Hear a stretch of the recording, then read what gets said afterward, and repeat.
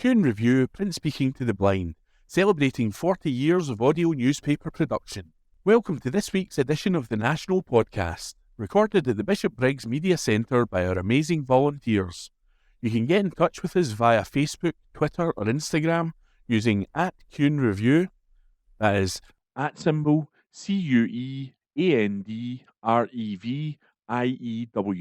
You can also contact us directly by emailing information@cunereview.com. That is INFORMATION@CuandReview.com, or by calling 0141 772 3976. That's 0141 772 3976. This is from The National on Friday the 26th of April 2024, from the Culture section. Archaeologists called in after mystery find on Scottish building site. This article is written by Kirsty Feerick. A huge mystery stone structure has been discovered on a site where new houses are being constructed in Barrhead. Archaeology teams are investigating the blonde sandstone circular piece of architecture, which was unearthed during a £22.68 million project near Ouse Road. Residents have expressed their shock at the find, which they believe is from the 18th century and was used part of a fresh water filtration system. East Renfrewshire Council is now working with specialists to determine if it is of significance and if more structures exist below ground. Colin Cliff, a resident who lives near the structure, said, "A huge blonde sandstone circular structure from the 18th century has been unearthed. It was part of Barrhead's first freshwater filtration system, part of Balgray and Gorbals' gravitational water system. I believe it was among the first of its kind in the world to provide fresh water. If the plans are to remove the structure, that would be very sad and costly. It should be cleaned and used as a feature wall for the access to dams to Darnley Park, with reference to its past use." Emma Wolfe, who also lives nearby, said, "I think it's pretty amazing that it has stood the test of time under all the mud. Better building work than we get these days. A little bit of history that is used to supply water to the village of Barrhead back in the day. It would be great just to be cleaned up and perhaps have a plaque acknowledging its history and how far we have come." An East Renfrewshire Council spokesperson said, "During recent excavation work to facilitate the Ouse Road upgrade and improvement project, a buried structure was uncovered. The Council has notified the West of Scotland Archaeology Service, WOSAS, and appointed an archaeology team to investigate what this structure is and whether it is of any significance. An archaeologist will also oversee further excavations to determine if any other structures exist below ground. Once investigations are complete, the Council, the archaeology team and WOSAS will work together to agree a way forward." That article was written by Kirsty Feerick. This is from The National on Friday the 26th of April 2024, from the News section. Glasgow City Council refreshes air pollution plans. This article is written by Alistair Ferguson. A Scottish council has launched refreshed plans to reduce levels of pollution from vehicles and improve air quality. Glasgow City Council have announced an update on their Air Quality Action Plan, AQAP, as they set out how they will minimise emissions from road traffic over the next 5 years. Vehicle emissions are the main source of the harmful pollutant nitrogen dioxide, which the city's council has committed to reducing. Short and long-term exposure to air pollution has been linked to a wide range of diseases, including asthma and respiratory infections, with evidence of links to other conditions, including type 2 diabetes and dementia. The plan prioritises the city centre, as, despite air pollution generally improving across Glasgow, the levels haven't changed in the heart of the city. The continuation of rolling out the low emission zones, LEZ, is also listed as the top priority for the council, as the grace period for non-compliant vehicles ends in June and Phase 2 will begin. Councillor Angus Miller, City Convener for Climate and Transport, has said the revised plan has also prioritised air quality in key areas like schools, hospitals and care homes. She said, "Whilst Glasgow's air quality has undoubtedly improved in recent times, we remain determined to deliver more breathable air to benefit the health and well-being of our residents and visitors." Our refreshed Air Quality Action Plan focuses on minimising emissions from road traffic, as well as reducing air pollution from fossil-fuelled heating systems. Key priorities include a review of air quality monitoring around schools, hospitals and care homes, and we've also committed to exploring options that can improve the effectiveness of vehicle idling enforcement.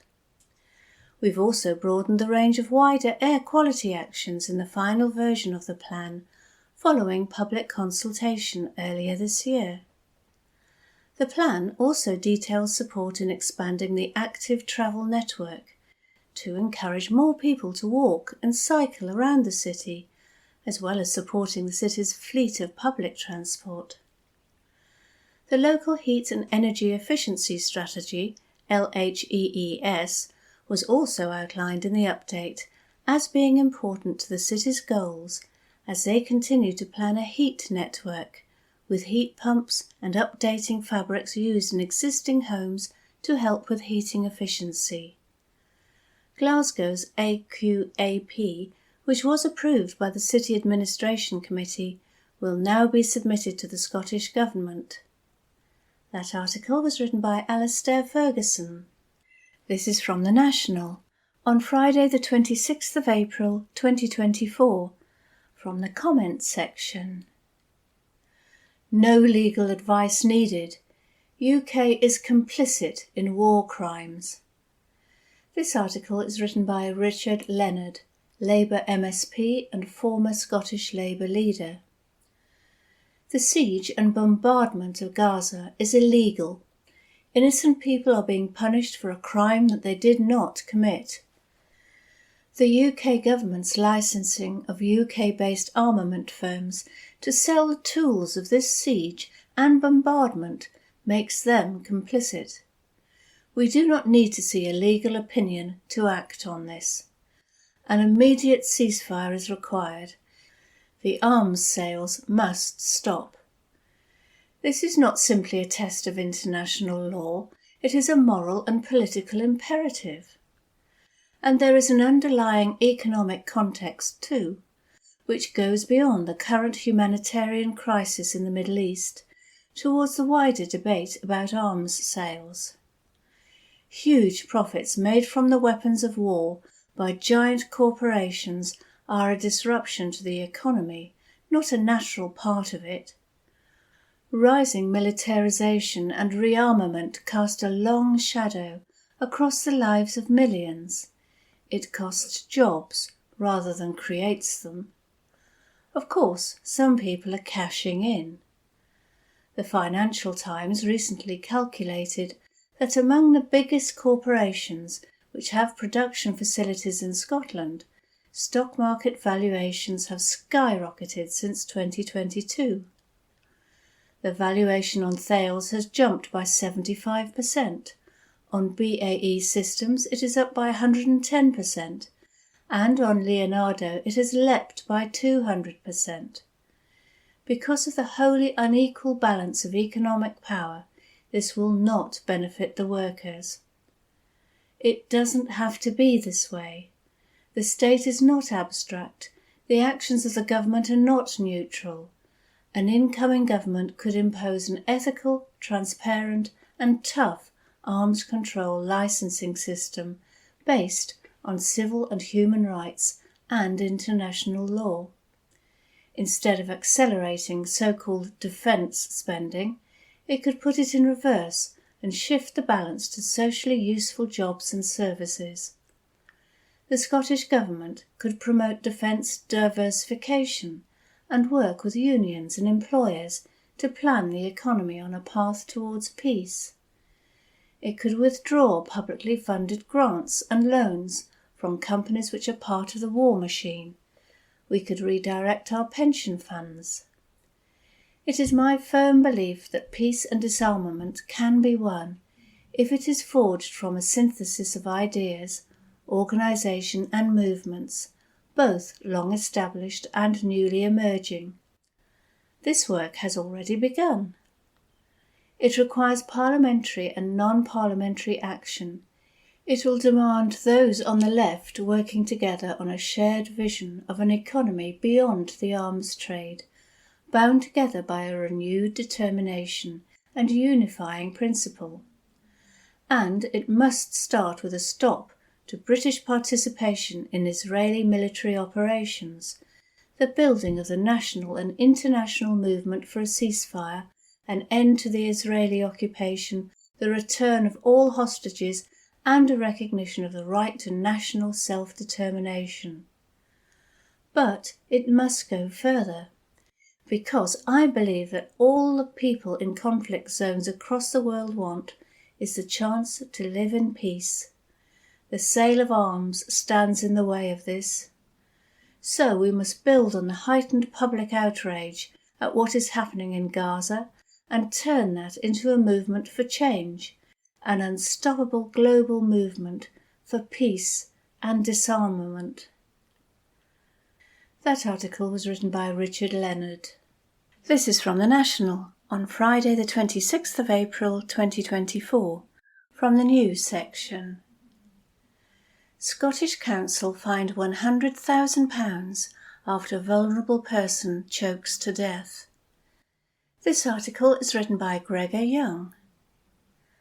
A Scottish council has been fined £100,000 over health and safety breaches after a vulnerable man choked to death on a sandwich unsuitable for his prescribed diet. The Health and Safety Executive, HSE, said that in its role to support the care of those who live in supported living accommodation, Fife Council was responsible for the safe ingestion of food for 66-year-old Brian Miller. On June 4, 2020, Miller was given a sandwich by a carer while resident in accommodation in Kirkcaldy, Fife. HSE said he could only be given food that was carefully prepared to ensure it was soft and bite-sized, and should also have been closely supervised to ensure his safety while eating. However, it said the food was not suitably prepared and that he was not closely observed, and Miller choked on the sandwich and died. HSE said Fife Council pleaded guilty to breaches of the Health and Safety at Work, etc. Act 1974 in a hearing at Kirkcaldy's Sheriff Court on April 23rd. The council was fined £100,000 and the Sheriff also directed that a compensation order of £50,000 should be paid to Miller's family. Speaking after the case, HSE Inspector Kerry Cringan said, "It is tragic when a vulnerable person dies in circumstances which were completely avoidable. Sadly, it is not uncommon for us to be informed of deaths where people in care choke on high-risk foods that were not suitable for their diet.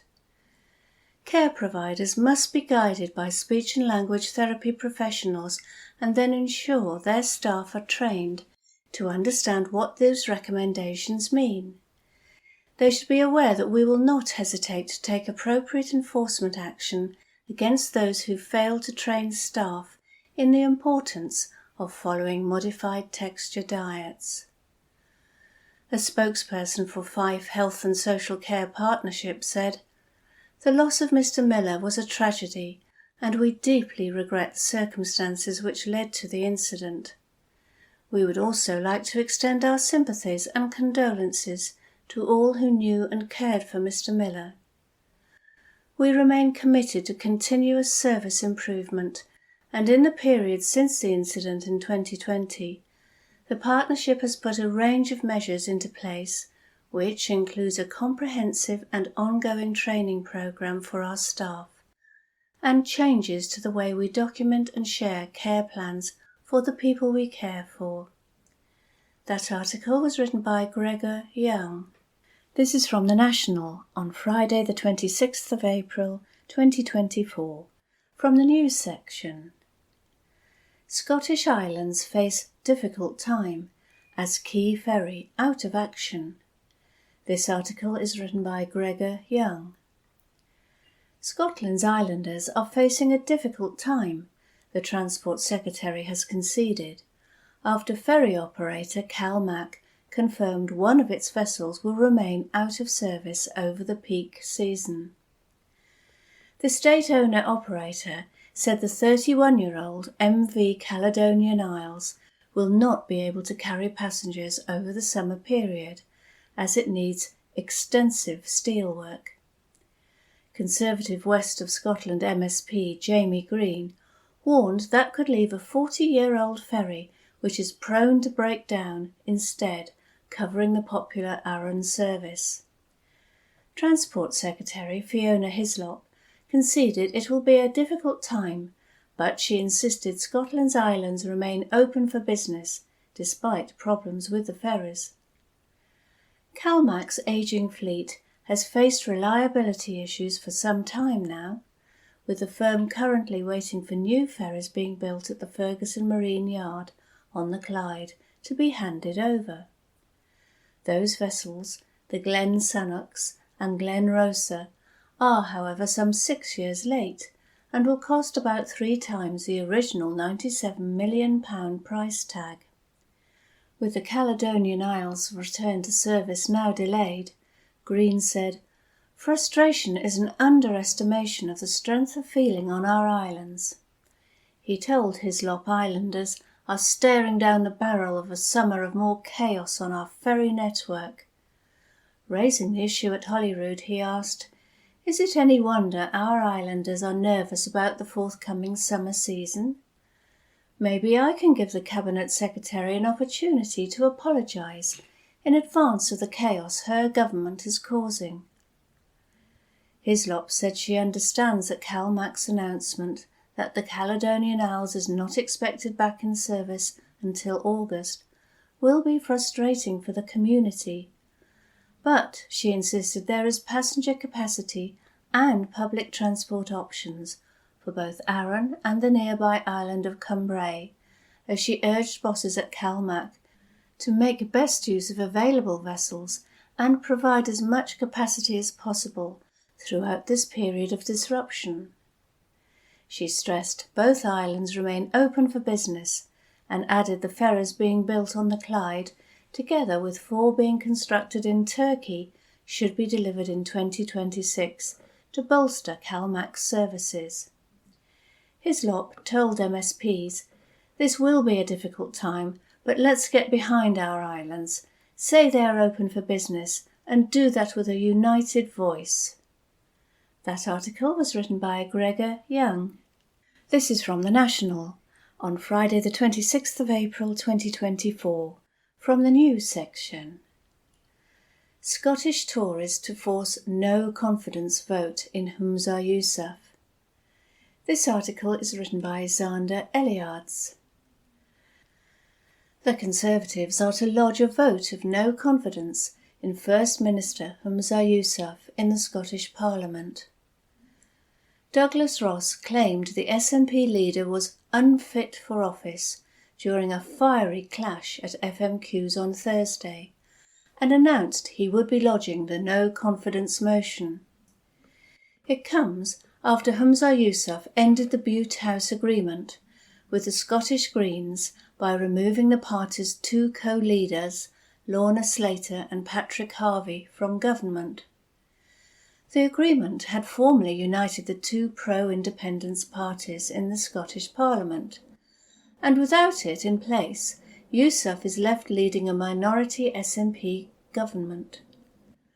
The Tories' no-confidence motion is likely to be backed by the Unionist parties, but he will survive if he can retain the support of his Green former colleagues.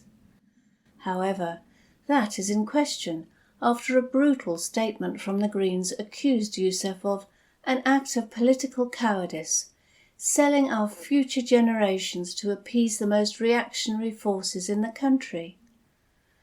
A Green spokesperson said the party's MSPs would meet on Thursday afternoon to discuss their position on future votes.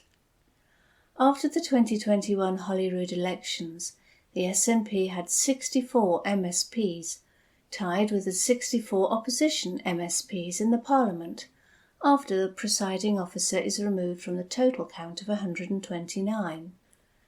However, Ash Regan's defection to Alba means the SNP are currently outnumbered by 65 opposition MSPs to 63.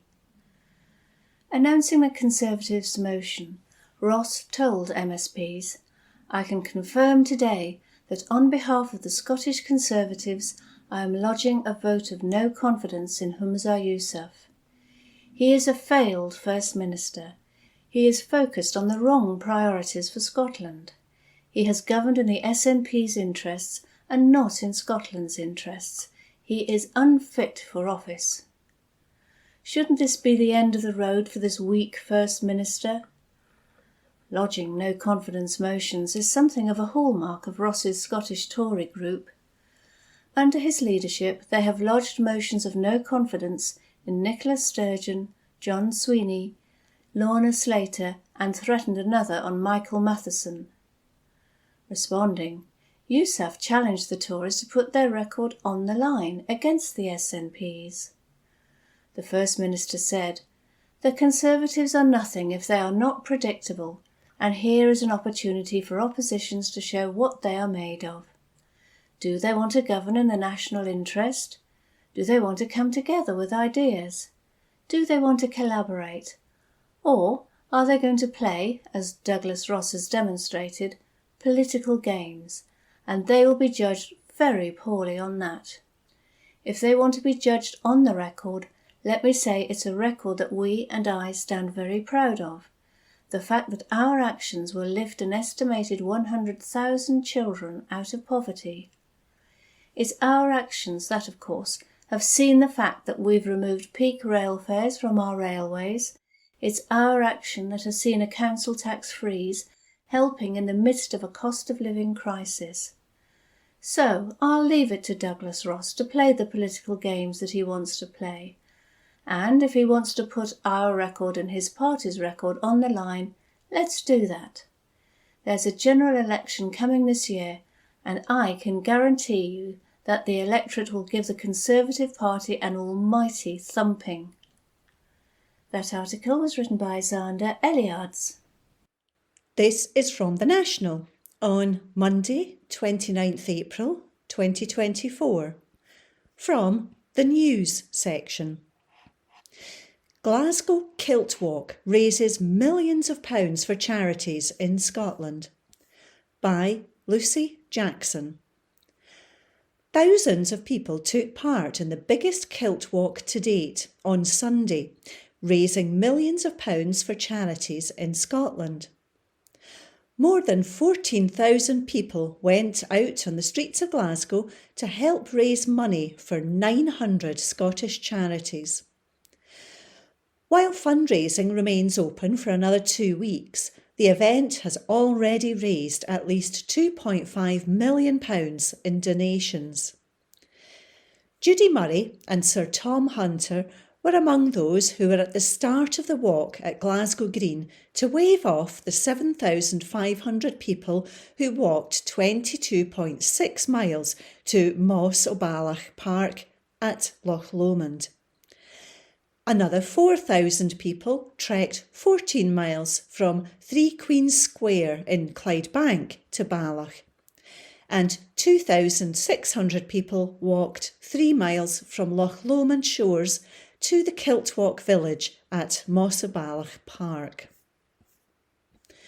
Along the routes, there were 6 pit stops offering snacks from Kiltwalk's official supermarket partner Lidl and encouragement from a range of charities including Beatson Cancer Charity, SAMH, CHAS, Glasgow Children's Hospital Charity, Callum's Cabin and Action for Children. Maisie McCormack, Community Fundraising Manager at Beatson Cancer Charity, said, "What an amazing day at the Glasgow Kilt Walk. The Kilt Walk is always a special event, but this year we had our highest ever number of participants, with over 800 people taking on this incredible challenge as part of Team Beatson. We loved cheering everyone on at the Riverside Museum and giving them a chance to take a break and grab a snack. We want to say a huge thank you to everyone who took part in the event for our charity. Your support will allow us to continue and develop new services for cancer patients and their families." The Red Hot Chili Pipers provided entertainment in the Kiltwalk village, where stilt walkers also performed. More kilt walks are planned across the country throughout the year. These are Aberdeen, June 2nd, St Andrews to Dundee, August 11th, Edinburgh, September 15th. Kilt walkers can raise money for any charity they choose, with funding going directly to their chosen source. You can sign up to the Kilt Walk at www.thekiltwalk.co.uk. That article was by Lucy Jackson. This is from The National on Monday, 29th April 2024, from the News section. Glasgow Kilt Walk raises millions of pounds for charities in Scotland. By Lucy Jackson. Thousands of people took part in the biggest kilt walk to date on Sunday, raising millions of pounds for charities in Scotland. More than 14,000 people went out on the streets of Glasgow to help raise money for 900 Scottish charities. While fundraising remains open for another 2 weeks, the event has already raised at least £2.5 million in donations. Judy Murray and Sir Tom Hunter were among those who were at the start of the walk at Glasgow Green to wave off the 7,500 people who walked 22.6 miles to Mossabalach Park at Loch Lomond. Another 4,000 people trekked 14 miles from 3 Queens Square in Clydebank to Balach, and 2,600 people walked 3 miles from Loch Lomond shores to the Kiltwalk village at Mossabalach Park.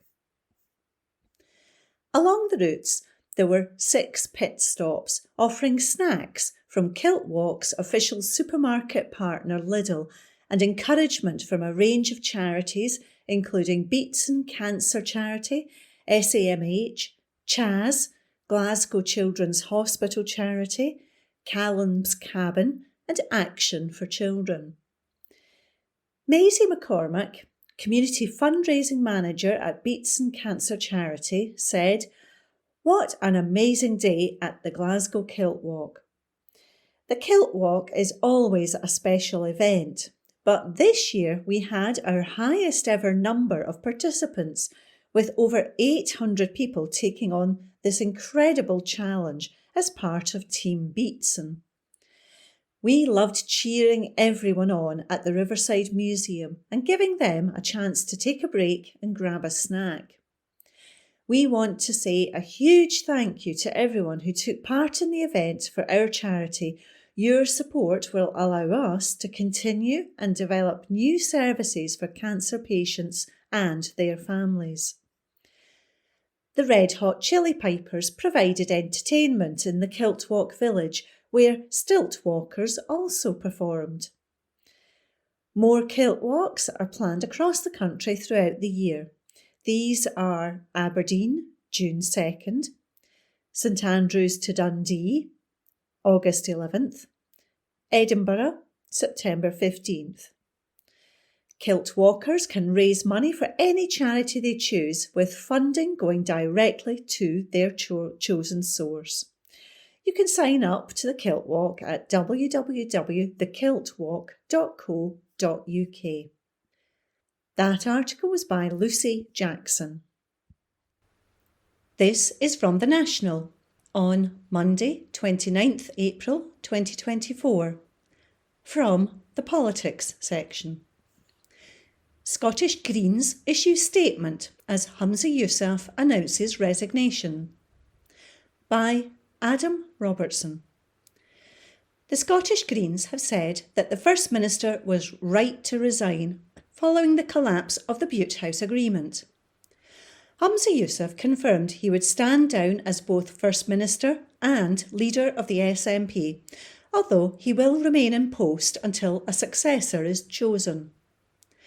In a statement issued shortly after Yousaf's press conference, Greens co-leader Patrick Harvie and the First Minister's position said was no longer tenable. It is regrettable that it has ended this way. It didn't need to. We draw no satisfaction or pleasure from this, Harvie said. He continued, but the Scottish Greens could no longer have confidence in Humza Yousaf after he chose to unilaterally end the Bute House Agreement. In doing so, he let down the large majority of Scottish Green and SNP members who approved the agreement and who wanted it to work.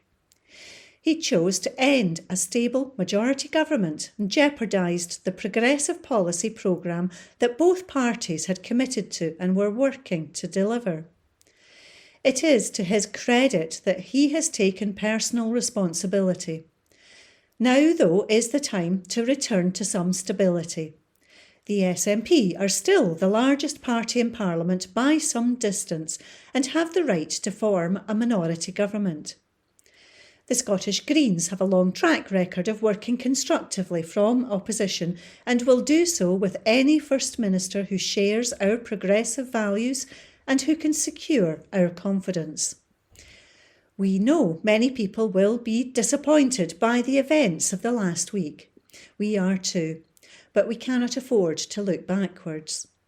This is a pivotal moment for our country, and our politics must live up to the challenges we face and hold true to our values.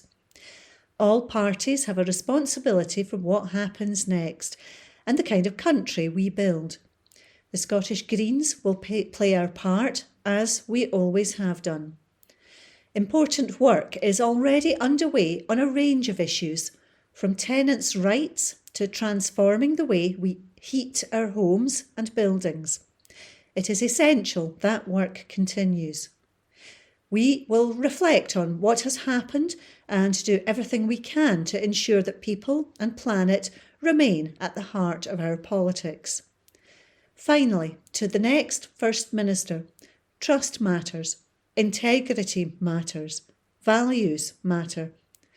Do not ever take them or your political allies for granted. The country expects, demands, and deserves better. That article was by Adam Robertson. This is from The National on Monday, 29th April 2024. From the Politics section. Scottish Greens issue statement as Humza Yousaf announces resignation. By Adam Robertson. The Scottish Greens have said that the First Minister was right to resign following the collapse of the Bute House Agreement. Humza Yousaf confirmed he would stand down as both First Minister and leader of the SNP, although he will remain in post until a successor is chosen. In a statement issued shortly after Yousaf's press conference, Greens co-leader Patrick Harvie and the First Minister's position said was no longer tenable. It is regrettable that it has ended this way. It didn't need to. We draw no satisfaction or pleasure from this, Harvey said. He continued, but the Scottish Greens could no longer have confidence in Humza Yousaf after he chose to unilaterally end the Butte House Agreement. In doing so, he let down the large majority of Scottish Green and SNP members who approved the agreement and who wanted it to work. He chose to end a stable majority government and jeopardised the progressive policy programme that both parties had committed to and were working to deliver. It is to his credit that he has taken personal responsibility. Now, though, is the time to return to some stability. The SNP are still the largest party in Parliament by some distance and have the right to form a minority government. The Scottish Greens have a long track record of working constructively from opposition and will do so with any First Minister who shares our progressive values and who can secure our confidence. We know many people will be disappointed by the events of the last week. We are too, but we cannot afford to look backwards. This is a pivotal moment for our country, and our politics must live up to the challenges we face and hold true to our values. All parties have a responsibility for what happens next and the kind of country we build. The Scottish Greens will play our part, as we always have done. Important work is already underway on a range of issues, from tenants' rights to transforming the way we heat our homes and buildings. It is essential that work continues. We will reflect on what has happened and do everything we can to ensure that people and planet remain at the heart of our politics. Finally, to the next First Minister, trust matters, integrity matters, values matter. Do not ever take them or your political allies for granted. The country expects, demands, and deserves better. That article is by Adam Robertson. This is from The National on Monday, 29th April 2024, from the Politics section. UK government accused of cynically politicising Horizon scandal by Steph Braun.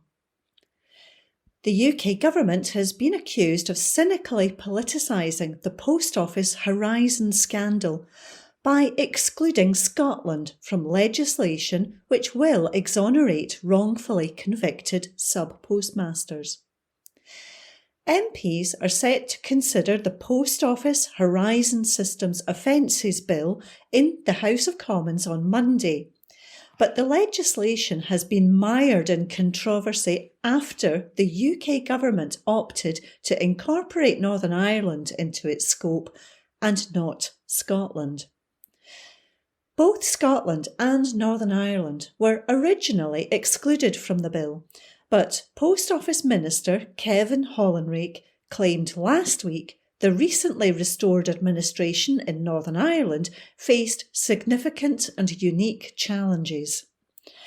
He maintained it was more appropriate for separate Scottish legislation to be introduced, but the Scottish Government has argued including Scotland in the bill would be the fastest way to secure parity. Justice Secretary Angela Constance has said that she fully supports the extension of the bill to Northern Ireland, but added that it is outrageous that the UK government has declined to also include Scotland. Leading campaigner and SNP MP Marion Fellows has now written to Hollinrake urging him to rethink abandoning a Four Nations approach, without which exoneration and financial redress for sub-postmasters in Scotland could be significantly delayed. The SNP has tabled amendments which, if voted on and passed on Monday, would extend the bill to Scotland. Fellows said, By refusing to adopt a Four Nations approach, the UK government is cynically politicising an issue on which we should all be united in our efforts to secure exoneration and full financial redress for victims of this scandal. Their U-turn on the inclusion of Northern Ireland to the bill shows they can include Scotland but are simply choosing not to. They should back our amendments, which would change this. The Horizon scandal is one of the greatest miscarriages of justice in our time, and the responsibility to fix this injustice falls squarely at the door of Westminster. Thousands of lives were ruined over decades, with people still suffering as a result of this mess, in a scandal Westminster bears partial responsibility for creating. It's outrageous they would even consider imposing a delay only on postmasters convicted in Scotland. Already, far too many people have died without ever receiving the exoneration and financial redress they were due. We owe it to them and to everyone else affected by this horrible affair to deliver justice now. Fellows outlined in her letter that the decision means the exoneration of Scottish sub-postmasters will be delayed until the bill is enacted in the rest of the UK. She said it would be reckless for the Scottish Government to legislate without having full sight of the final UK bill. First Minister Humza Yousaf said he was utterly furious that the decision by the UK government, adding, "It's hard to think that the UK government are doing anything other than using our Scottish sub-postmasters and mistresses as a political pawn." Around 100 post office sub-postmasters in Scotland were among those convicted after being wrongly accused of embezzling money. That article was by Steph Braun. The National, recorded on Monday 29th of April 2024. The Culture section. Fife Fishing Village to become Jazz and Trad Hotbed by Nan Sport, journalist. The quaint fishing village of Anstruther is to become a hotbed of world music, jazz and trad tunes during this year's East Neuk Festival in Fife. One of the music weekend's opening acts will be the premiere of Zulu, a 2024 commission performed in the dramatic setting of the Zulu Gallery at the Scottish Fisheries Museum in Anstruther. Harpist and composer Esther Swift is working with multi-instrumentalist and music tutor Callum MacLeod and 15 young local musicians to create this new piece to tell the story of the Zulu fishing fleets which were once ubiquitous in the east of Scotland. The museum's collection houses the last remaining first-class Zulu boat in Scotland, which was constructed in Banff in 1903 and finally decommissioned in 1968. Zulu boats were replaced by steam and diesel-powered boats after the end of the First World War, and as a result, many were left to rot on the shore, something which is still visible up and down the East Neuk coast. Zulu will be performed in the museum's gallery, evoking stories of the boats and the communities that depended on them for fishing, the storms they weathered, and the lives they led on land and at the sea. Other events over the weekend will include legendary bassist Reno Garcia Fons performing with a quartet of musicians from around the Mediterranean. Audiences can expect to hear bass, flamenco guitar, canon and Comanche, and a rich tapestry of reflective dance-like, jazzy, soulful and funky songs. Also in the programme is Irish fiddle player Aoife Navrian, who will perform with an East Neuk regular harpist Catherine Finch. Festival director Sven McEwen-Brown said, "It's always been my ambition to complement the classical music programme in Crail and Kilrenny with a vibrant selection of music in the multitude of intimate halls and quirky venues offered in Anstruther. The town lends itself to the energy of world, trad and jazz.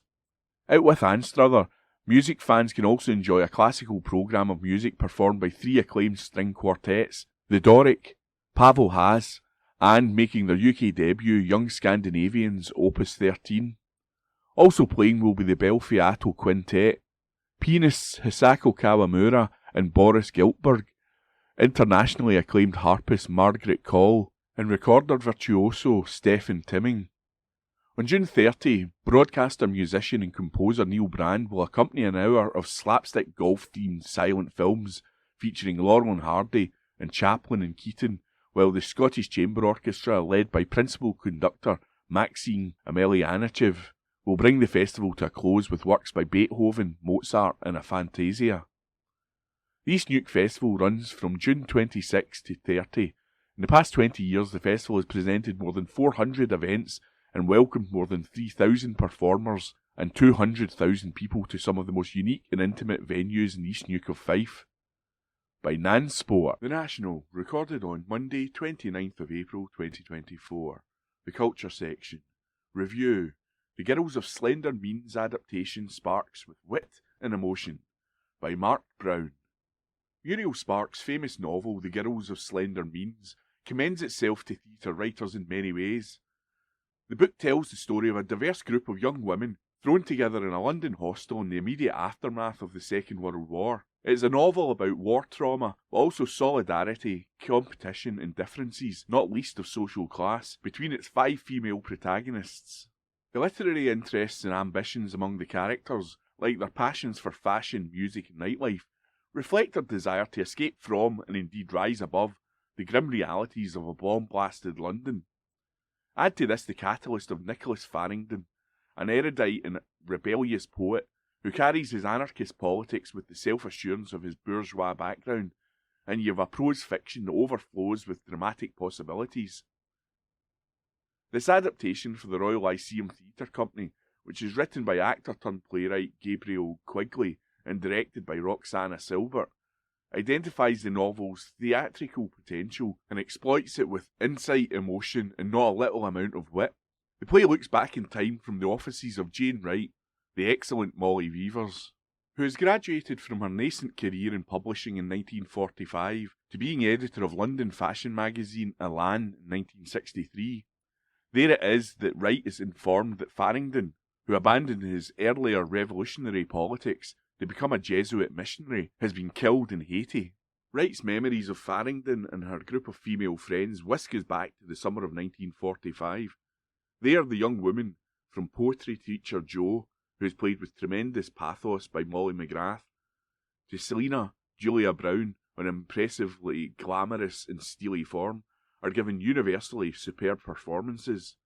Seamus Delane plays Farrington with a seductive charm and intelligence that is polluted by a dash of Renaissance rakishness. Designer Jessica Worrell has her work cut out for her as the action switches not only back and forward in time, but also between numerous locations. These include the offices of Elan, the Spartan hostel accommodation and the women's favourite haunt, Smokey's Club, where Worrell wittily represents male dance partners by way of mannequins and wheels. In visual terms, the design is unerring and memorable in its contrasts. Worrell's creations are constantly engaging, whether it is the iconic blue dress that illuminates the young women's lives, or the monochrome image of a destroyed building that serves as a backdrop to the action in 1945. However, as is sometimes the case with adaptations of novels to the stage, the frequency and complexity of the shifts in time and place make for somewhat clunky set changes, despite the always proficient efforts of both stagehands and cast members. However, if this technical difficulty has an adverse impact on the rhythm of the piece, the production plays an otherwise strong hand. From its sharp, clever script through its stylish design to its top-class acting, it is an adaptation that does Sparks' novel proud. Until May 4 at lyceum.org.uk. By Mark Brown. The National, recorded on Monday 29th of April 2024. The Culture Section. Young partially sighted Scottish author wins Charity Award for Writing. By Alistair Ferguson, multimedia journalist. A young girl with sight loss has won a National Charity Award for creative writing to celebrate World Book Day. Grace Kidd, who is 9 years old, has won a creative writing competition hosted for the first time by a leading sight loss charity, the Royal National Institute of Blind People Scotland, RNIB, to mark World Book Day. Kidd, who is from Falkirk, wrote a 500-word short story called The Mysterious Box, where she uncovers a mystical portal to another world using her Braille note touch. The story was then printed on a Braille embosser. The young writer was born with visual impairment, as tests at a young age showed she had inherited Leber congenital amaurosis, which means the cone at the back of her eye hadn't developed fully. As a result, Kid can only see light and dark. The youngster aspires to become an author one day, but has said she's keeping her options open and that winning the competition has been a real milestone in her young writing career. Speaking about her award win, Grace said, "It's like wahoo! I was so happy, so excited. I can't believe it. It will be a great milestone for me. I'm stuck between 3 passions at the moment, but one of them is writing, and I'd like to become an author. To get inspiration, my teacher had set us a writing project about a mysterious box. She gave us some ideas at the start, such as the box being magical or something mysterious being inside the box. As a keen reader, she reads hundreds of books which she uses as inspiration for her own stories. Her love for reading and writing has been something that had been nurtured by audiobooks, as her dad, David Kidd, says the narration and descriptive storytelling has been a real spark to her creative writing. He said, "We saw something on TV about the accessibility of smartphones and it just blew us away, so we got one for Grace. She became a natural on it and discovered ways to do things that no one else would know. When we started getting into audiobooks, they really captivated her.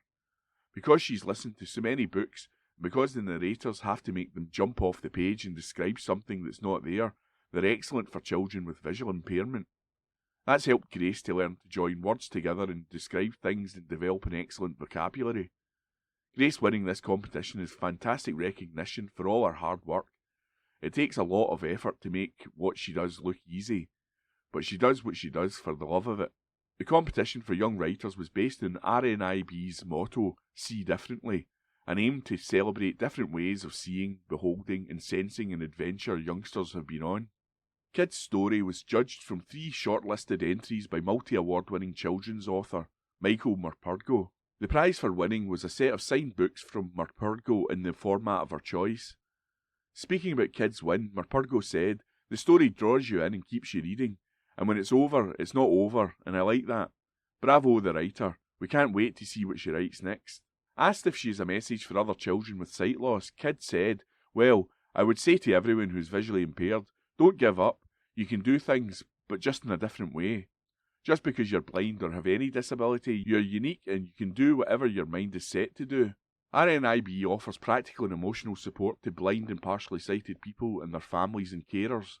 The charity also aimed to raise awareness of the experiences of blind and partially sighted people and campaign for change to make society more accessible for all. Lara Marshall, RNIB Library Engagement Manager, said, "This is the very first national creative writing competition the RNIB has run for World Book Day, and we're delighted that Grace is our winner." By Alistair Ferguson. The National News on Wednesday, the 1st of May. Councillors refuse to object to Flamingoland plan. An article written by Ross Hunter. Councillors have refused to reject controversial plans for a large holiday resort and water park on the banks of Loch Lomond. Initial plans for a Flamingoland resort near the village of Ballach in Western Bartonshire were withdrawn in 2019 after a petition demanding the plans be scrapped attracted more than 60,000 signatures. However, the plans for up to 104 lodges, 372 parking spaces, 2 hotels, a water park and even a monorail were revised under a new company name, Lomond Banks, in 2022. Despite the Scottish Environmental Protection Agency lodging a holding objection to the proposed site where lodges are set to be built due to it being designated as a floodplain, Lomond Banks has stated that its plans are exempt as the location was previously used as a railway line until the 1980s. A second petition calling for the plans to be scrapped has garnered more than 85,000 signatures. However, last week Western Bartonshire Council decided against objecting to the plans at the current stage, despite council planning officials recommending that they support the proposal. Instead, a majority of councillors supported a Labour motion which reserves the right for the council to object to the bid as it continues through the planning process. The board of Loch Lomond and the Trossachs National Park is expected to make its decision on whether to grant permission for the resort in the coming months. However, Scottish Greens MSP Ross Greer has condemned councillors for failing to object to the plan and bring an end to the long-running dispute. This was a very disappointing decision by Western Bartonshire Council and a huge missed opportunity, he said. Councillors could have helped us bring this ridiculous saga to an end by putting their full weight behind an objection, but sadly a majority decided to take this neutral position put forward by Labour instead. Those councillors who supported the majority of their constituents deserve credit for proposing a thorough objection, which I would urge their colleagues to reconsider and adopt as soon as possible. Western Bartonshire Council's 2019 objection was key to getting Flamingoland's original plans dropped. Many local people will find it impossible to understand why they've decided not to object again, particularly given that Flamingoland's plans have not fundamentally changed and remain massively unpopular. Councillors should have stood with the community and against the wealthy developers trying to exploit one of Scotland's most well-loved landscapes. Instead, they've kicked the can down the road. Jim Patterson, Development Director for Lomond Bank, said, "We respect anyone who wishes to engage in the consultation process around the proposals, and it's worth pointing out that there are currently 314 objections registered on the National Park portal. The numbers Mr Greer refers to are from an online Green Party petition, for which there is no way to validate." An article written by Ross Hunter. The National Politics on Wednesday the 1st of May. Date confirmed for the debate on a no-confidence vote in the Scottish Government. An article written by Adam Robertson. The Scottish Parliament will hold a no-confidence vote in the Scottish Government on Wednesday. It's been confirmed. Scottish Labour tabled the motion, which, if passed, would mean that all Scottish ministers are required to stand down. The Scottish Tories and the Lib Dems have backed the motion, but without support from the Greens, it would be defeated. Anna Sawar had previously vowed to push ahead with the motion even after the Tories cancelled their motion of no confidence in Humza Yousaf following his resignation. The Greens have already said that they won't back the motion, meaning that Scottish Labour won't achieve the votes required. Gillian Mackay, MSP, said Labour's vote was simply designed to embarrass the soon-to-be ex-First Minister further and had no chance of passing. Like the withdrawn Tory motion, the Labour one has clearly been overtaken by events. Pursuing it would achieve nothing and would simply mean more parliamentary game-playing, she said. Labour MSPs have spent the last few days saying that the government needs to get back to running the country, so why do they want to waste the valuable time of the Scottish Parliament, staff and MSPs by carrying on with this charade when it has no chance of passing? Ms Mackay continued, "We bear no personal animosity to the First Minister or to the SNP, and as the Scottish Greens, we are already getting back to business. At the same time, we are proud to be welcoming hundreds of new Scottish Green members who care deeply about our climate, equalities and the fairer, greener society that we can build in an independent Scotland." Mr Sawar said his party was pressing ahead with the motion because he does not believe that the SNP can provide a stable, competent government. He told BBC Radio Scotland, "It is of course for other political parties to decide how they vote in that motion, but I think the principle still applies in our motion, and that's why we're pushing ahead." An article written by Adam Robertson. The National News on Wednesday the 1st of May. English households spend more than £6 billion on prescription charges. An article written by Ross Hunter. Households in England have paid more than £6 billion in NHS prescription charges since the fees were scrapped in Scotland, according to research commissioned by the SNP.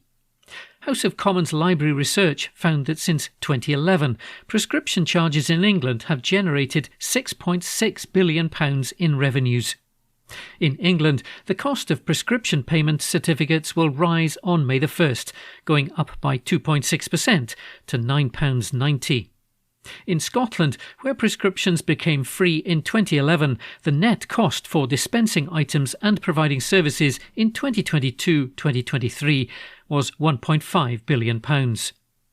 SNP Health spokeswoman Amy Callaghan said, "This latest analysis from the House of Commons Library highlights the important action being taken by a progressive, forward-thinking SNP Scottish Government. While households in England prepared to face another hike in prescription charges, households in Scotland can be safe in the knowledge that fees will remain abolished. This is the simple case of a tale of two governments. On one hand, you have a UK government who would rather take more money out of people's pockets during a cost of living crisis, and on the other, you have an SNP Scottish government which would rather put money back into the pockets of struggling households. With Sir Keir Starmer's Labour Party offering no change on prescription charges and aligning itself with Tory spending plans, it's clear that no change is coming at Westminster. While Scotland remains tied to this archaic system, it's imperative that we continue to return a strong group of SNP MPs who will stand up for Scotland's interest and values at every possible opportunity. An article written by Ross Hunter. The National Politics on Wednesday the 1st of May. Sir Keir Starmer calls for a Scottish election as he accuses the SNP of chaos. An article written by Hamish Morrison and read by Howell. Sir Keir Starmer has weighed in on the political wrangling in Scotland following the resignation of Humza Yousaf, demanding a Holyrood election.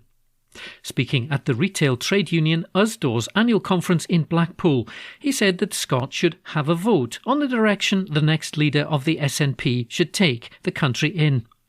He said, "You've had chaos and unelected leaders in Westminster, and now you've got chaos and unelected leaders in Scotland. You've got discussions on the airwaves today about what direction the new leader of the SNP might take Scotland in.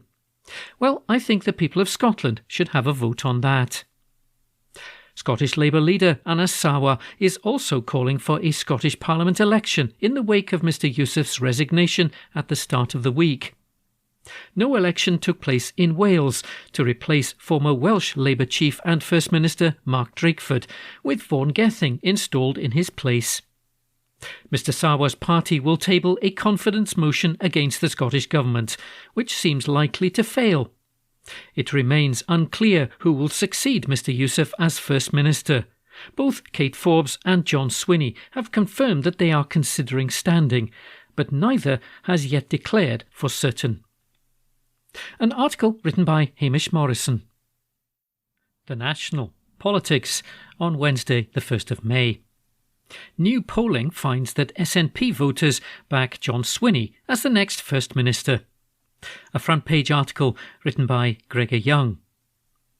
John Swinney is the preferred choice to replace Humza Yousaf as First Minister among SNP voters, but the public backs Kate Forbes in the role, according to the latest polling, and both are seen as better picks than Anas Sarwar or Douglas Ross. Ms Forbes has a 6-point lead over the former Deputy First Minister in Ipsos polling of the Scottish public on potential successors. However, among 2021 SNP voters, Mr Swinney remains the top choice for the role, with 30%, compared to 21% for Ms Forbes and 14% for SNP Westminster leader Stephen Flynn. Meanwhile, when the wider public were asked who would make the best First Minister, 26% backed Ms Forbes, compared to 20% for Mr Swinney and 14% for Stephen Flynn. When ranking who would do a good job as First Minister, Ms Forbes and Mr Swinney both came out ahead of Scottish Labour Chief Anas Sarwar. Only 31% felt that he would do a good job, compared to 37% for each of the SNP contenders. The picture was even worse for Scottish Tory leader Douglas Ross, with more than half saying he would do a bad job, compared to 16% thinking he would do well in the role. Emily Gray, Managing Director of Ipsos in Scotland, said, "The SNP will be looking to select a leader who can unite the party, secure cooperation from opposition parties so that laws and budgets can be passed, and reverse the party's slide in the polls." While Mr Swinney may be better placed than Ms Forbes to address the first two of these, on the third point the evidence suggests that Ms Forbes may currently have wider appeal among the electorate than Mr Swinney does. The research, conducted on Monday and Tuesday this week with a sample of 1,127 adults in Scotland, also found that 60% of SNP voters believe ending the Bute House agreement with the Scottish Greens was the wrong move, compared to just 45% of the wider public. On Scottish independence, half of the public believe Mr Yousaf's resignation will make no difference, while 1 in 10 expect a positive impact and 1/3 a negative impact. Ipsos pointed to the figures when Nicola Sturgeon resigned for comparison, with its polling then finding that 54% felt her decision would hurt the case for Scottish independence. A front-page article written by Gregor Young. The National News on Wednesday, the 1st of May. Protesters blockade BAE Systems shipyard in Glasgow in solidarity with Palestine. An article written by Ross Hunter. Protesters have blockaded a defence company's shipyard in Glasgow in a show of solidarity to the people of Palestine. On Wednesday morning, protesters gathered at the BAE Systems site in Govan in response to calls to disrupt the flow of arms to Israel. BAE Systems is one of the UK's leading arms companies and produces 15% of the components required for the F-35 aircraft, which have previously been used by the Israeli army during its bombardment of Gaza. The company is also in the process of building Type 26 frigate ships, which will be decked out with armour developed in Israel. While other countries such as Spain, Belgium and the Netherlands have all suspended the transfer of arms to Israel, the UK continues to sell weapons to the country despite warnings that it could implicate the UK government in allegations of genocide. On May Day, traditionally the holiday for workers and trade unionists, groups across the UK are together enforcing an arms embargo from below, in the face of continued lack of action by the UK government. One protester at the BAE site, Jamie, who is 32 and works at a Scottish university, said, "Even though the First Minister has said he supports an arms embargo, Scotland is still part of the chain of killing." And with Scottish arms companies having over 1,000 secret talks with Westminster since 2012, we need action. That's why we're doing the embargo ourselves, bringing Scottish solidarity to the people of Palestine who have suffered uncountable horrors and humiliation in 75 years of occupation. Justine, who's 39 and an education worker and trade unionist from Glasgow, added, "We have seen workers across the UK participating in solidarity actions with Palestine, including donating money, time and resources, building relationships and taking direct action. On this May Day, we're thinking particularly of our fellow workers in Palestine, whose lives are maimed by the occupation and the current genocide. Shutting down arms factories for even a day of business doesn't just show our disgust. It damages the profits of bosses and shareholders, while the workers still get a full day's pay." More than 34,000 Palestinians have been killed since the Hamas attack on Israel on October the 7th, according to officials in Gaza. The protest comes after Israeli officials expressed concern that the International Criminal Court could charge Prime Minister Benjamin Netanyahu with war crimes. An article written by Ross Hunter. The National News on Wednesday, the 1st of May. Scottish Highlands nuclear power plant strikes postponed amid pay deal. An article written by Alistair Ferguson. Staff at a nuclear power plant have postponed a planned strike as they consider a new proposed pay offer. Workers from the Prospect, GMB and Unite trade unions have confirmed that they will not participate in the walkout on the 1st of May and the 2nd of May at the Dounreay complex in Caithness. A work-to-rule policy, which means staff will not work more than their contractual obligations, was expected to follow the walkout. A previous pay offer of 4.5%, backdated to April 2023, was previously rejected by the workers. The Dounreay workforce is employed by Nuclear Restoration Services Limited, which recently changed its trading name from Magnox Limited. Craft technicians, general operators, chemical and electrical engineers, maintenance fitters and safety advisors will walk out. All three unions have confirmed that they are considering the new offer, with a Prospect spokesperson stating that the decision was taken to allow members to consider the offer by the employer. The statement added, "This offer has come about because of the strength of our members' collective action." The plant is in the process of being decommissioned, and workers are tasked with cleaning up the Caithness complex, which operated as a nuclear plant from 1955 until 1994. An article written by Alistair Ferguson. The National News on Wednesday the 1st of May. Wetter weather could push up the price of bread, beer and biscuits in the UK. An article written by Andrew Smart. The cost of bread, beer and biscuits could skyrocket this year due to the effect of wetter weather. Research suggests that production of wheat, oats, barley and oilseed rape could drop by as much as 4 million tonnes compared to 2023 after an unusually wet autumn and winter. This weather has resulted in lower planting levels, and floods and storms over the winter have contributed to further losses for farmers. This new prediction comes as the rate of inflation for food and drink slows and declines in the UK. The Energy and Climate Intelligence Unit analysed forecasts from the Agriculture and Horticulture Development Board and government yield data. It found there is a real risk that beer, biscuits and bread could become more expensive if poor harvests increase the cost borne by producers. Beer prices could be increased as wet weather is still disrupting the planting of spring crops such as barley. Potatoes may also see a price hike in the coming months, with growers warning of a major shortage in the autumn due to persistent wet weather. This comes as the planting of this year's potatoes has been delayed across much of northern Europe. Lincolnshire farmer Colin Chappell told Sky News, "It's had a massive impact on us. We went through the winter with virtually nothing viable drilled, and while it's now dry enough to plant some fields, some of them are so bad I don't think they'll get drilled this year. The situation is very hit and miss." The National Farmers Union added that extreme weather was one of the biggest dangers to UK food security. The owner of Kingsmill and Ryvita also warned that these price hikes caused by poor harvests are not being offset by imports from abroad. The Energy and Climate Intelligence Unit's Tom Lancaster said that government schemes to help farmers invest in greener farming techniques are vital in helping farmers to invest in their soils to allow them to recover faster from both floods and droughts.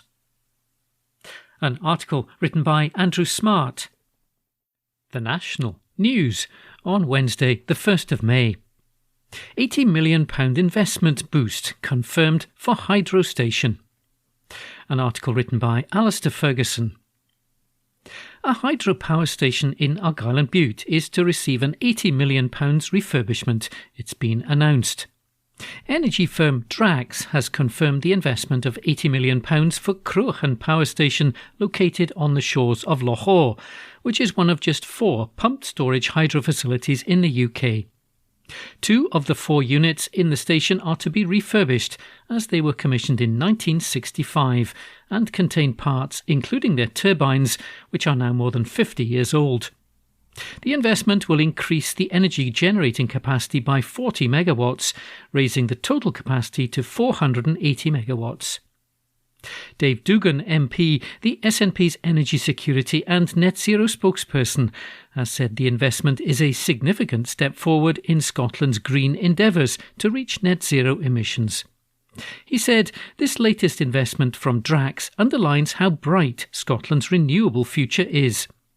Once again, major energy companies are looking at Scotland and seeing the huge potential and natural resources we have, and are committing vast sums of money into our economy.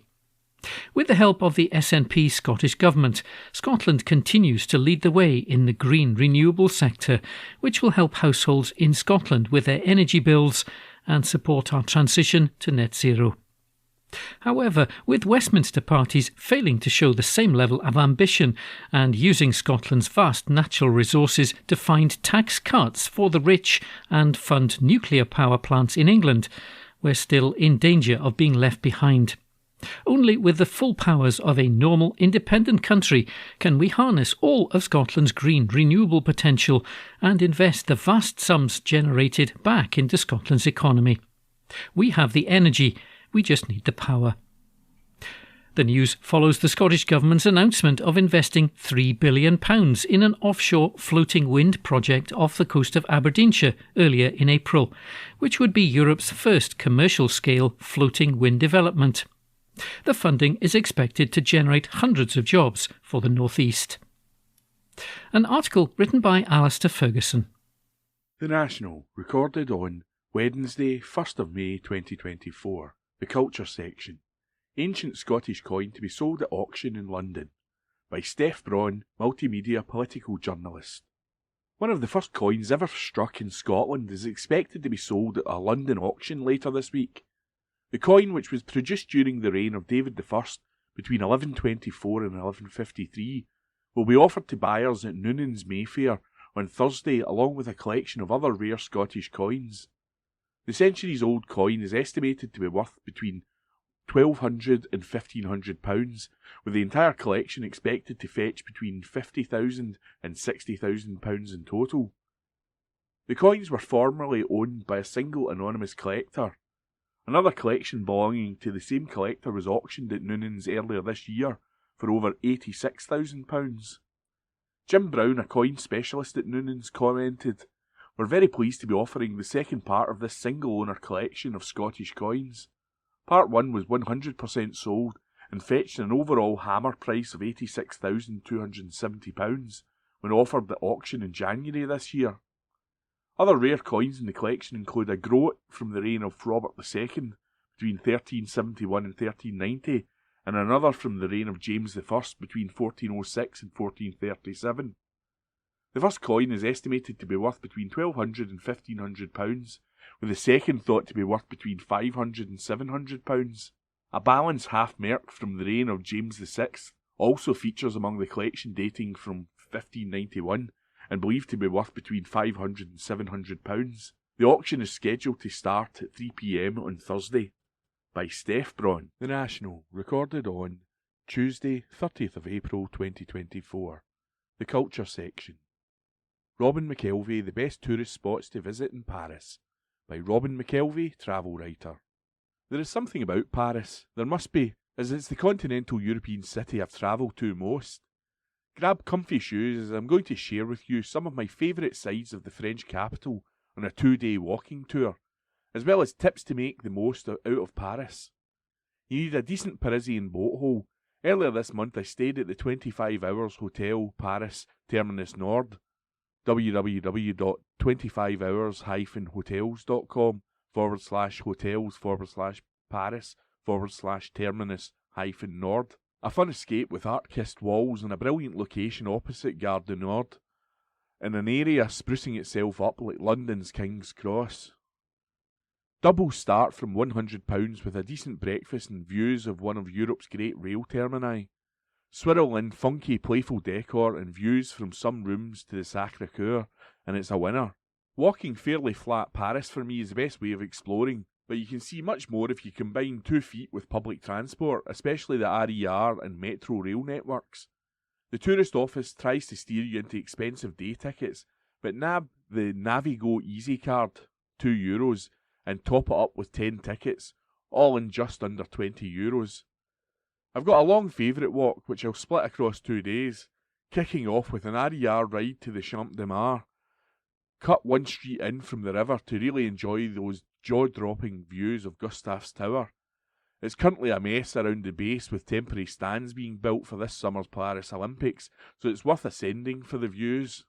Avoid the temptation to jump in the massive bateau mouche that hulk below the Eiffel Tower, as you're rammed in for an impersonal experience. If you do want to savour a Seine cruise, opt instead for Vedette du Pont-Neuf, handily based on day 2 of my walk on the Ile de la Cité. Online they offer €30 champagne cruises with only 50 passengers. It's across the river now to Place de Trocadero. This is my favourite Eiffel Tower view. If you want to see it sparkle, come back after dark. A wee break awaits at Carrette. My daughter was delighted with the TikTok sensation of hot chocolate with a tower of chantilly cream to mix in. I had my usual, a Grand Café cream and a perfect pain au chocolat. Expensive but quintessentially Paris, and we sat there for an hour, pushed down Avenue Kléber, gazing at fancy shops that are out of reach for us mere mortals. The Arc de Triomphe towers ahead. Ascend for more sweeping Parisian skyline views, or just watch the traffic mayhem on a chaotic roundabout that apparently renders car insurance invalid. We ease down the Champs-Élysées, with more fancy shops searching out the green lung of the Jardin des Tuileries. Sit by the ponds on a bench taking in this oasis in the heart of Paris. If you want to lose the rest of your day, descend into a world of epic art at the Louvre, or cut right over the Seine and join the queue at Le Relais de l'Entrecôte. They don't have a menu, only superb steak and chips and a peppercorn sauce. Your day out ends with a wee wander around the left bank, including Shakespeare and Company if you fancy an English language bookshop alive with American students and an eclectic collection. Cross over to the Ile de la Cité and McKelvey's Point. I've claimed rights to a number of these in various cities. This one is perched in the island's western tip. Sit here and let David Bowie's Heroes tug in your heart. Day 2 begins back on the Ile de la Cité at Notre Dame. Check out the information boards to see what the vaulting cranes are up to in the massive reconstruction after 2019's devastating fire. Cross over to the Ile de Saint-Louis, an often forgotten wee hideaway with a superb eponymous brasserie just across the bridge. You can lose the day here, and it will be a joyous one. If you're pushing on, make it to Bertillon, the original boat hole of the family-run ice cream maker now found all over Paris. Pop north across the river to the Hôtel de Ville, one of the city's most elegant buildings, which lies a short stagger from one of its most raucous. The Old Alliance is a welcoming pub that seriously goes off when Scotland's rugby or football fans are in town. Our tour draws to close, sifting through the independent boutiques of the hip Marais. Don't write off the shops. I once unearthed a bottle of Ardbeg 17-year-old for only €35. There are more bargains at Le Marché de l'Enfant Rouge. You'll dine at this market among Parisians, savouring ultra-local produce. Go classic shellfish or branch out with a superb Japanese bento box. My walks don't have dinner, so dine first night taking a metro to Les Confidences at the St. Regis, a Swiss boutique hotel. Their highlight is veal spiced with black truffle. Your second night is a relaxed one. After you've nipped up to the Sacré-Cœur for sunset, 20-minute walk, dine in at Neni. This taste-bud-tingling Middle Eastern fusion eatery is a joy in a city that showcases many of the world's great cuisines. All that is left is for me to say Slange, Sante. EasyJet.com flies direct from Edinburgh to Paris. By Robin McKelvey, The National. Recorded on Wednesday, 1st of May 2024. The Culture Section. Waverley, Scottish paddle steamer honoured with prestigious award by Adam Robertson, multimedia journalist. An iconic Scottish paddle steamer first launched in October 1946 has picked up a prestigious award. Waverley, the world's last sea-going paddle steamer, has been awarded the prestigious status of National Flagship of the Year by National Historic Ships UK. The award recognises the breadth and geographic coverage of Waverley's sailings, in addition to the extended sailing programme for 2024 with a record-beating 70 ports and piers included within this year's cruising itinerary. Throughout the season, Waverley will proudly fly a special pennant to denote its new historic status. The award is given out annually by National Historic Ships UK to celebrate the significance and the historical value of a specific vessel. Waverley's sailing programme will get underway on May 17, with a weekend of sailing on the Clyde coast before setting course for Oban in the Inner Hebrides. Following the 2023 season, an independent economic impact assessment concluded passengers aboard the vessel contributed an impressive £11.6 million to the UK economy, with £6 million in Scotland, a 107% increase compared to figures from 2015. Waverley was first built in Glasgow for the London and North Eastern Railway and launched in October 1946. Commenting on the award, Sir Timothy Lawrence, husband of Princess Anne, said, "I'm delighted that Waverley has been awarded the title of National Flagship 2024. This reflects not only the very positive impression she has created around the UK in recent years, but also the economic benefits she generates wherever she goes. My congratulations to the Waverley team for this well-deserved award." By Adam Robertson. That concludes this week's edition of the National Podcast. Please remember to subscribe to our channels at Tune Review and to tell your friends about our service.